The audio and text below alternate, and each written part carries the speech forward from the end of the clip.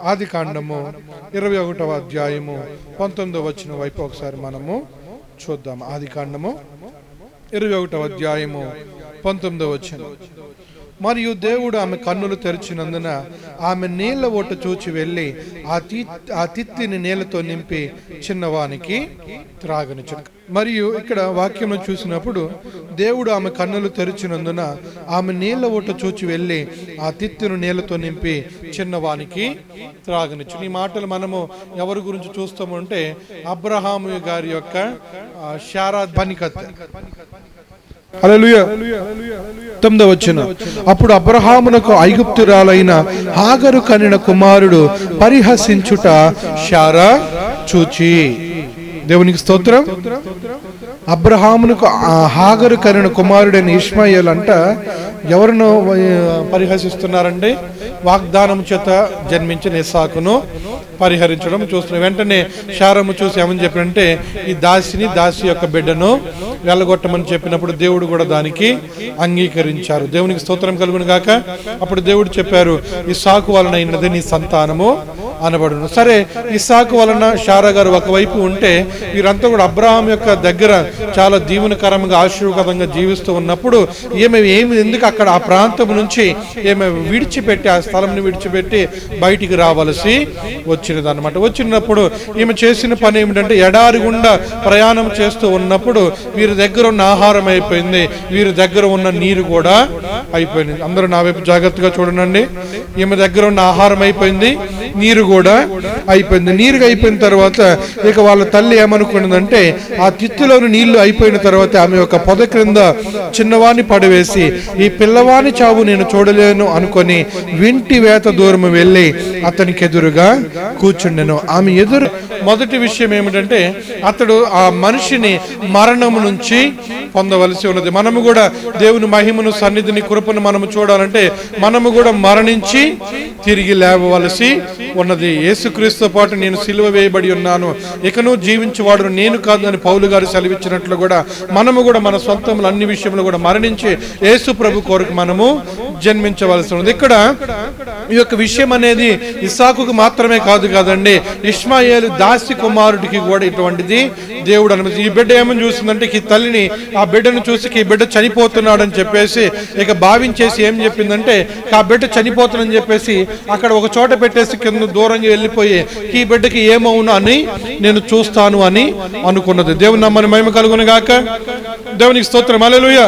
అంటే ఏమి కూడా ఈ బిడ్డకి బ్రతకుడు, ఎందుకంటే నీళ్ళు అయిపోయినాయి, ఈ ఎడారి ప్రాంతంలో త్రాగడానికి ఏమి లేదు, శిశువు ఇక ఖచ్చితంగా చనిపోతాడు అని భావించి ఏం చేస్తుందంటే అక్కడ పెట్టి ఏమి జరుగుతుందో అని చూసింది. ఒక విషయం ఏంటంటే అంటే ఒక రకంగా ఈ బిడ్డని మరణమునకు దేవుడు ఆమె అప్పగించింది.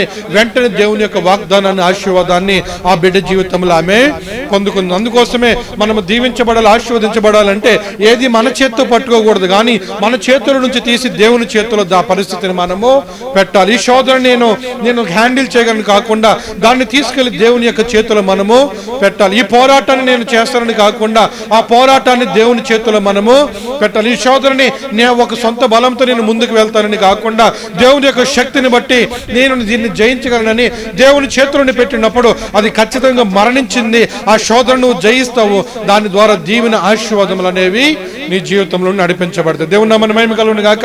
అందుకోసం నువ్వు దీవించబడాలి అంటే, నీ బిడ్డల విషయంలో దేవుని చిత్తం నెరవేర్చబడాలి అంటే, నీ ఉద్యోగంలో కానీ నువ్వు చేసి ఏ పనులైనా సరే దేవుని మహిమను నువ్వు చూడాలంటే మొదటి విషయం ఏంటంటే నేను ప్రయాసపడుతున్నాను కాకుండా నా యందు ఉన్న దేవుడు ప్రయాసపడాలని దేవుని చేతిలో మనము దాన్ని పెట్టవలసి ఉన్నది. నేను చెప్పేది అర్థమవుతుందండి?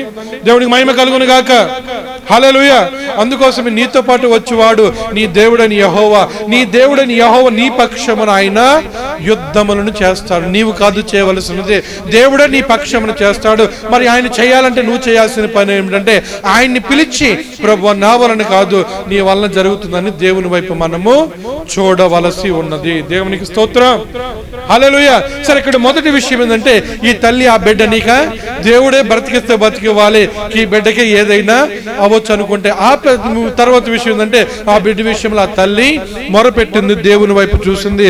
పరిహసించినప్పటికీ, దేవునికి ఇష్టం కాని రీతిలో ఆమె ఉన్నప్పటికీ కూడా అబ్రహామును బట్టి దేవుడు ఆ బిడ్డని దీవించడం మాత్రమే కాదండి, ఒక గొప్ప వాగ్దానాన్ని ఆ బిడ్డకి దయచేస్తారు. దేవునికి స్తోత్రం. అందుకోసమే మనం ఎప్పుడైతే మనము సున్నాకి మారుతామో అప్పుడు దేవుడు దానికి ఒకటిని పెట్టి విలువని దయచేస్తాడు. దేవునికి స్తోత్రం.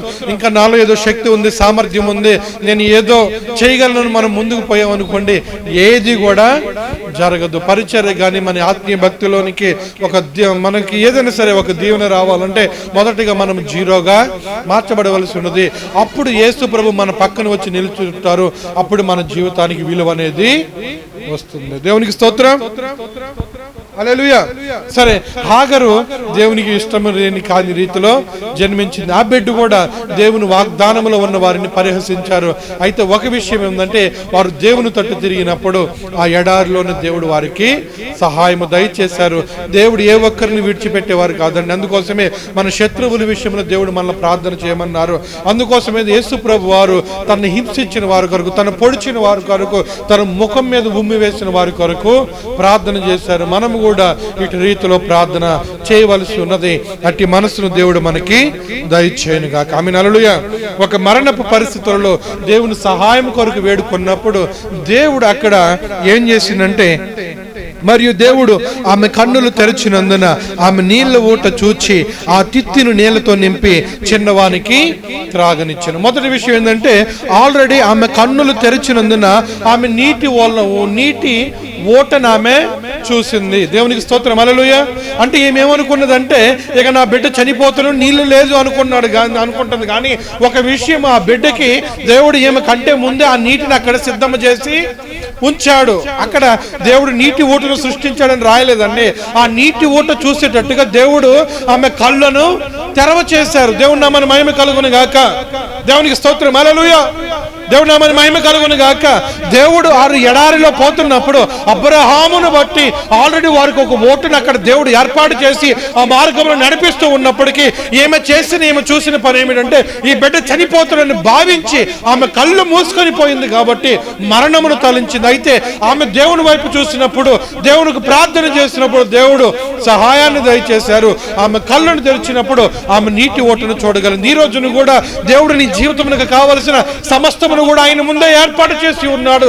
నీ జీవితంలో కావలసిన ఒక ఉద్యోగం కావచ్చు, ఒక దీవెన కావచ్చు, ఒక ఆశీర్వాదం కావచ్చు, మరి ఏదైనా సరే దేవుడు నీ కోసం ఏర్పాటు చేసి ఉన్నాడు. అయితే నువ్వు దాన్ని కలుసుకోవాలంటే మొదటి విషయం ఏమిటంటే నీ కళ్ళు తెరవబడవలసి ఉన్నది. నీ కళ్ళు తెరవబడవలసినప్పుడు ఖచ్చితంగా ఏది అవసరమో దాని వైపు నీవు ప్రయాణం చేయాలి. అలా కాకుండా కళ్ళు మూసుకొని పోయి ఉంటే నీటి ఊట పక్కన ఉన్న ఇసుక ప్రాంతాలు ఎలా ఉంటాయి అంటే ఎగుడు దిగుడులు ఉంటాయండి. నీళ్లు ఒక కింద చల్లలాగా ఉంటాయి కదా, కింద అడుగు ప్రాంతంలో ఉంటే ఇటు చూసినప్పుడు ఎడారుగానే కనబడతాయి కానీ నీళ్ళు ఉన్నవి కనబడతావు. నీవు కూడా అలాగని చూసి భ్రమపడి నాకు సహాయం దొరకలేదని అనుకుంటావు, కానీ దేవుడు నీకు సహాయాన్ని అక్కడ ఏర్పాటు చేసి ఉన్నాడు. అందుకోసమే ఆదామును దేవుడు సృష్టించడానికంటే ముందు సమస్తమును, భూమిని, ఆకాశమును, నీళ్లను, జంతువులను, చేపలను, వృక్షములను సమస్తమును ఆయన తయారు చేసిన తర్వాత చక్కగా అప్పుడు ఆదామయ్య గారిని తయారు చేసి ఇవన్నీ కూడా ఆయనకి ఇచ్చారు. దేవునికి స్తోత్రం. హల్లెలూయా. దేవుని మన మహిమ కలుగును గాక. మరొక మాట చెప్పన, అన్నీ ఉన్నా కూడా ఆదాము గారు లేదు ఒక లోటు కనబడిందండి. వెంటనే దేవుడు ఏం చేసిందంటే నేను చేసే పనిలో నీకు మహిమ అంటే మనిషికి మహిమ రాకూడదని చెప్పేసి గాఢ నిద్రను కలగజేసి ఆయనకి కావాల్సింది కూడా దేవుడే తన చేతులతో సమస్తమును కూడా ఆయన ఒక భాగస్వామిని తయారు చేశారు. ఆ భాగస్వామి విషయంలో కూడా ఆదాము గారు చేసిన పాటు ఏమి ఉందా లేదా? ఏమీ లేదు. ప్రశాంతంగా నిద్రపోయారు. దేవుడు ఇచ్చేటప్పుడు ఈ రకంగా దేవుడు ఇస్తారన్నమాట. దేవుడు నేను ఒక దగ్గర తీసినప్పుడు ఆయన సమస్తం కూడా శ్రేష్టముగా నీ కోసం సిద్ధము చేసి ఏర్పాటు చేసి దేవుడు నీకు ఉంచిన తర్వాత దాంట్లోనికి ఆయన తీసుకుని వచ్చే దేవుడై ఉన్నాడు. దేవుని నామమున మహిమ కలుగును గాక. దేవునికి స్తోత్రం కలుగును. సరే, ఇక్కడ విషయం వచ్చినప్పుడు మనం ఇప్పుడు కూడా ఈ రీతిలో మనము ఒక అభిషక్తులు కానీ మనం ఎప్పుడు కూడా మనము పరిహసించకూడదు. తెలియని పరిస్థితుల గురించి మనము మాట్లాడకూడదు. ఒకవేళ మాట్లాడినట్టయితే ఇటువంటి అరణ్య ప్రాంతానికి, అరణ్యంలో ఈ దప్పికను ఎదుర్కొనవలసి, ఆత్మీయ అభిషేకం అనేది కోల్పోవలసి ఉంటుంది. కాబట్టి ఇటు వాటి గురించి మనం అభిషేకమును మనము పోగొట్టుకోకూడదు. దేవునికి స్తోత్రం కలుగును గాక. హల్లెలూయా. దేవుని నామమున మహిమ కలుగును గాక. ఒకవేళ ఏమైనా లోపాలు ఉన్నాయి అనుకోండి, దేవుడు చూసుకుంటారు. నీకెందుకు, నాకెందుకు? ఒకవేళ దేవుడు మన లోపాలు చూశారనుకోండి, మనం కనీసం ఇక్కడ కదా ఎక్కడ కూడా మనము నిలబడలేం. దేవుడే మన యొక్క లోపాలను చూసి ప్రేమించినప్పుడు మనము కూడా అటు రీతిలో ప్రేమించబద్దులమై ఉన్నాము. ఇటువంటి పరిస్థితి వచ్చినది. మొదటి విషయం ఏంటంటే, ఇలాంటి అరణ్యంలో పోవటానికి కారణం ఏంటంటే వాగ్దాన సంబంధమైన పుత్రుని పరిహసించడాన్ని బట్టి వారు అటువంటి పరిస్థితుల్లోనికి వెళ్ళారు. అయితే అలాగనే వెళ్ళినప్పటికీ కూడా దేవుని తట్టు తిరిగినప్పుడు దేవుడు వారి కన్నులు తెరిచినప్పుడు వారికి కావాల్సిన నీటిని అక్కడ ఉన్నాయి. ఈ నీటిని తీసుకెళ్ళి ఆమె చేసిందంటే, తీసుకెళ్లి ముందు తిత్తిని నింపింది. తిత్తిని నింపిన తర్వాత ఆ బిడ్డకి తాగటానికి ఇచ్చింది. వెంటనే చేతులతో వేడితో తాగింది అనుకోండి, చేతుల నుంచి కిందకి పోతే మనం ఎప్పుడు కూడా ఏంటంటే అభిషేకం కానీ ప్రార్థన సన్నిధి ఈ దేహం అనే తిత్తి చేత మనము నింపబడాలి. ప్రార్థనని, ఈ శరీరము ప్రార్థన చేత నింపబడాలి. ఈ శరీరము వాక్యము చేత నింపబడాలి. ఈ శరీరం అనే తిత్తి దేవుని యొక్క సన్నిధి చేత నింపబడాలి. అందుకోసమే కొత్త ద్రాక్ష రసము కొత్త తిత్తుల్లోనే పోయాలి. పాత తిత్తులలో పోస్తే ద్రాక్ష రసము పాడైపోతుంది, తిత్తి కూడా పాడైపోతుంది. అందుకోసమే మనము నూతనమైన పాత్రలుగా ఆయన దగ్గర మనం ఉండాలి. మనము నింపబడినప్పుడు మొదటిగా మరొక దప్పికరమైన పరిస్థితి వచ్చినప్పుడు ఆ వాగ్దానమే నిన్ను ఉత్తేజపరిచిద్ది. ఆ ప్రార్థన నిన్ను లేవనెత్తిద్ది. ఆ ప్రార్థన మరలా పడిపోయిన నీ యొక్క ప్రార్థనని, బలిపీఠాన్ని మరలా తిరిగి కట్టగలుగుతుంది. నేను చెప్పేది అర్థమవుతుందండి? దేవునికి స్తోత్రం కలుగును గాక. హల్లెలూయా, హల్లెలూయా. దేవుని నామమున మహిమ కలుగును గాక. తప్పు చేసి వచ్చినప్పుడు కూడా దేవుడు అన్ని చక్కగా చేశారు. యేసు ప్రభువును మనల్ని ప్రేమించినప్పుడు, ఆయన ప్రేమతో మనం తిరిగినప్పుడు ఖచ్చితంగా శ్రేష్టమైనది మనకు కావాల్సిన దేవుడు ఖచ్చితంగా ఆయన దయచేసి. అందుకోసమే మీరు చెడ్డవారై ఉండి మీ పిల్లలకు మంచి ఇచ్చి ఎరిగి ఉండగా మీ పరలోకపు తండ్రి మరి శ్రేష్టమైనవి ఇస్తారు కదా. దేవుడు మరి శ్రేష్టమైనవి ఇస్తారు. కాబట్టి అప్పుడు మనం చేయాల్సిన పని ఏంటంటే మన కన్నులు తెరవబడవలసింది. మొదటి సందర్భంలో ఈ కన్నులు ఎప్పుడు తెరబడి అంటే ఆ బిడ్డనికి ఇక మరణించాడని ఆమె మరణించి ఆ బిడ్డ విషయంలో ఒక వాగ్దానాన్ని పొందుకుంది. మన సొంత విషయంలో మరణించి వాగ్దాన విషయంలో మొదటిగా మనము జన్మించవలసి ఉన్నది. మన కన్నులు ఈ రకంగా తెరవబడవలసి ఉన్నది. ఆమేన్.